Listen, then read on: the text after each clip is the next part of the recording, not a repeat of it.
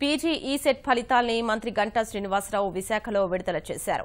మొత్తం 29,012 మంది పరీక్షలకు హాజరు కాగా 26,677 మంది అభ్యర్థులు అర్హత సాధించారు.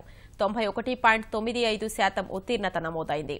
25వ తేదీ నుంచి ర్యాంకు కార్డులు డౌన్లోడ్ చేసుకోవచ్చని గంటా తెలిపారు. ఫలితాల్ని వెబ్సైట్ల ద్వారా తెలుసుకోవచ్చన్నారు.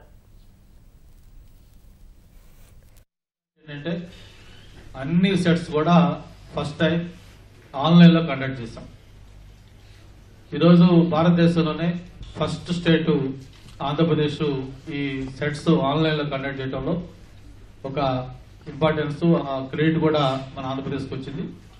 ఇప్పటిదాకా కూడా అన్ని టెస్టులు ఆన్లైన్లో కండక్ట్ చేసినప్పుడు కూడా ఎక్కడా కూడా ఎటువంటి ఇబ్బంది లేకుండా, ఎందుకంటే ఏ సెట్ కూడా ఎవరైతే దాన్ని కండక్ట్ చేశారో బాధ్యతలు తీసుకొని ఆ యూనివర్సిటీ వాళ్ళు దానికి ప్రిపరేషన్, ఎందుకంటే మాక్ టెస్టులు పెట్టడం కానివ్వండి, ముఖ్యంగా గ్రామీణ ప్రాంతం నుంచి ఎవరైతే పిల్లలు ఈ టెస్టులో పాల్గొంటున్నారో వాళ్ళకి ఈ ఆన్లైన్ టెస్ట్లో ఎక్కడ కూడా ఎటువంటి ఇబ్బందులు లేకుండా ముందే వాళ్ళకి కావాల్సిన సమాచారం అంతా ఇవ్వటం, ప్రాక్టికల్గా కొంత వాళ్ళు వర్క్ చేసుకోవడానికి కూడా అవకాశం కల్పించారు.